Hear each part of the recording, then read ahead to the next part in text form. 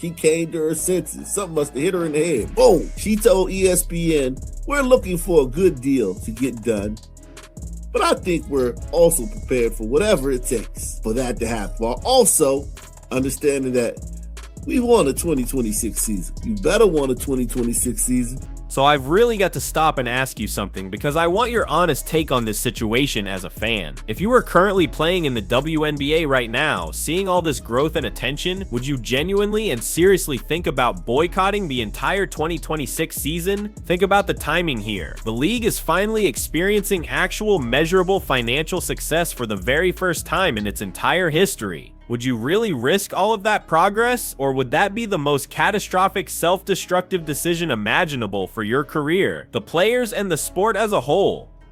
Very high level, and I think the most important thing for myself, thinking about these CBA negotiations, like, this is the biggest moment the WNBA has ever seen, and it's not something that can be messed up, and we're going to fight for everything that we deserve, but at the same time, like, we need to play basketball. That's what our fans crave, and that's what all of you crave as well, is you want the product on the floor.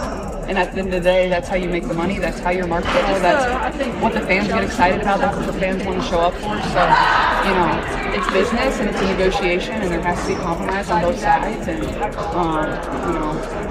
we're starting to get down to the wire of it, and it's become really important, and obviously I want to help in any way I can, and I've tried to educate myself the best I can. Obviously I can't speak to every single number, it's pretty complicated, but I think there are different things that we can find ways to say, no, like, we certainly deserve that and we're not going to compromise on that, and then other things that we can probably compromise on. But like I said, like, this is the biggest moment in the history of the WNBA, and I don't want that to be forgotten. Similar, like, it's important that we find a way to play this next season, and I think our fans and even everybody that has played in this league that has come before us deserve that as well. I'm curious just on the really just talking to people, see about status and different players. But here is where the story gets even more compelling and a bit more complicated than it looks on the surface. The real narrative isn't just about the public statements being made to the press, it's about what's actually being discussed in the high-stakes private negotiations happening behind the scenes. We're talking about the specific details and strategies that are being hashed out in those closed-door meetings, the kind of stuff that nobody in the mainstream media is actually ready to hear or talk about yet, but it's the information that will decide the future of women's professional basketball. The players remain united, resolute, and prepared to fight for their value and for their future. Signed by Martin Luther King Jr. Like, God, then you making it seem like we fighting for our freedom back, baby. Like, what's going on? Like, oh my God, like, imagine saying we're going on strike. I would have, hey, listen, the owners are better than me. Let the players who've been keeping me in the red tell me they about to go on a strike. I would have been like, Pinky promise? Only if you pinky promise. Pinky promise me that you'll go on strike forever, because I've been losing money ever since. Caitlyn is the only reason I'm making money. I'd have been shoved out. Pinky promise, please go on strike. The president of the WNBA Players Union just dropped a statement that's sending massive, undeniable shockwaves through the entire organization, and everyone is scrambling to figure out what it means. After all these long months of aggressive posturing about potential strikes and flexing their collective bargaining power like never before, Nneka Ogwumike just did something that caught everyone off guard. She completely reversed course out of nowhere. And when you look at the catalyst for this sudden shift, it's impossible to ignore. It is directly tied to how Caitlin Clark has fundamentally transformed this league and the unprecedented flood of revenue that is finally, at long last, pouring into the WNBA's bank accounts. I really want to hear what you think about this dilemma, so please drop a comment below and let me know your perspective on whether a strike is a smart move or a total disaster. Because the more you look at the facts, the more this whole situation is turning into absolute unmitigated chaos, and the stakes couldn't possibly be higher for every single person involved in the league. Now listen up, because what just went down is absolutely wild, and you need to understand the gravity of this shift in power. Nneka Ogwumike, who is the driving force running the WNBA Players Union, just pulled a complete 180-degree turn in her approach to these negotiations. And I am not using hyperbole here when I say it was a total shift in direction. She went from playing extreme hardball and acting like a strike was an inevitable foregone conclusion to practically pleading with everyone to just be reasonable and find a path forward. It's a complete transformation in her negotiation style that has caught the entire sports world by surprise. In her most recent high-profile interview over at ESPN, she went on the record stating that they're still pursuing what she calls a favorable agreement, which sounds like typical union talk. She made sure to mention that they're ready for whatever is necessary to achieve their goals, which is standard hardball rhetoric, but then she made it incredibly clear that they definitely, absolutely want the 2026 season to happen. That's a huge flashing signal to the owners and the fans that they aren't actually looking to burn the house down right when it's finally being built. Because there's something major happening behind closed doors that everyone seems to be avoiding in the public eye. The reality is that this league is actually generating a profit for the very first time since it was founded decades ago, which is a massive milestone. And you're telling me you're seriously considering destroying all of that hard-earned momentum because of pride or a lack of judgment? Are you completely out of your mind? It feels like some people have completely lost all sense of reason when you look at the astronomical risks involved in stopping play now. But wait a second, let's talk about that phrasing for a moment, because it's really telling. You say you want a 2026 season? At this stage in the game, that better be a lot more than just a simple desire or a vague hope. If you're in a leadership position representing hundreds of athletes, you better be doing absolutely everything humanly possible to guarantee that season actually takes place. It's time to stop with the mind games and the public posturing that scares away fans. Get into that negotiating room, stay there as long as it takes, and finalize an agreement so the game can keep growing while the spotlight is still on it.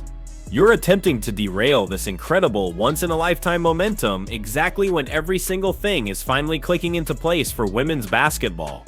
Let me paint you a picture of how this is going to unfold if a strike actually happens and the games go dark. The moment the players walk out, people are going to retreat into their camps and land on completely opposite extreme ends of the spectrum. That's just the unfortunate way social media and public discourse operate in America these days. There is zero middle ground, zero understanding, just pure rage and tribalism on both sides of the fence. We finally managed to do the impossible. We brought basketball fans together from all walks of life to support this league in record numbers. And now, at the absolute height of that success, you want to risk destroying that entire foundation. You're going to blow up the very bridge that was just built to sustain the future of the sport for the next generation. It just doesn't make any sense from a strategic standpoint. Is this what we're calling leadership? Is that really what we're looking at here after all the hard work and sacrifice that's been put in over the years? This is easily one of the most bizarre and confusing parts of the entire situation when you look at the past history and public statements of the players involved in these talks. Back then, your annual salary was only about $50,000, and you accepted that reality because you said the focus was always supposed to be on respect, gaining visibility, and getting the professional acknowledgement you deserved as elite athletes. That was the primary goal you were fighting for, and the money was secondary to the respect. And let's not forget the major progress that was actually made through that approach. They finally secured those chartered flights for you, which was a massive win for the players, and something that had been fought for over a very long period of time. Just think back to where things stood 9 years ago. Back when you were younger, filled with hope, and discussing the grand vision of what this league could eventually become if it got the right support. Your message back then was totally fundamentally different than what we're hearing today. Back then, you were very specific about the fact that fame and wealth aren't what define success for women's basketball players.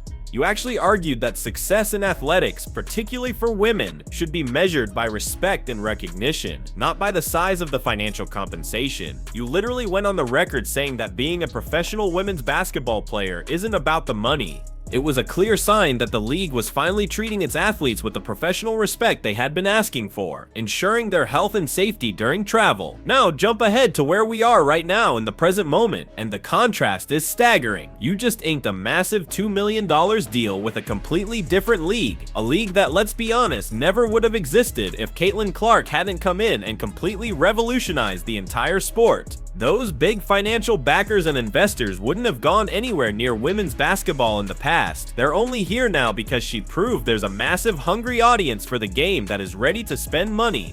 And here you are, seriously contemplating a work stoppage right when the massive rewards are finally on the table for everyone. Think about it. Player salaries are literally set to multiply by 4. You're traveling on chartered aircraft for every single game now.